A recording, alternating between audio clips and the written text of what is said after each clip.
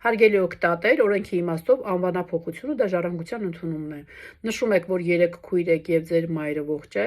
Նախ առաջին հերթին պետք է պարզել, արդյոք այդ հողամասը հանդիսանում է համատեղ ամուսնական գույք,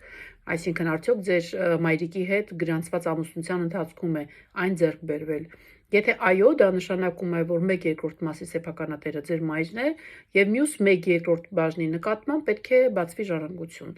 Եթե ձեր հայրիկի մահից հետո 6 ամսյա ժամկետում դիմում չեք ներկայացրել նոտարին, ուրեմն պետք է հասկանալ, թե արդյոք փաստացի տիրապետման եղանակով ընդունել եք ժառանգությունը կամ ժառանգներից որևէ մեկը ընդունել է։ Ընդունած ժառանգը, ով որ փաստացի տիրապետման եղանակով ընդունել է, կարող է ստանալ ժառանգության իրավունքի վկայագիր, դրա համար պետք է դիմել նոտարին, եթե իհարկե ժառանգներից մեջ վեճ չկա։ Պետք է դիմել նոտարին, ներկայացնել բոլոր փաստերը, ներկայացնել վկաներ, որոնք կհաստատեն, որ փաստացի տիրապետման եղանակով փաստացի օգտագործել է հողը, կատարել է վճարումներ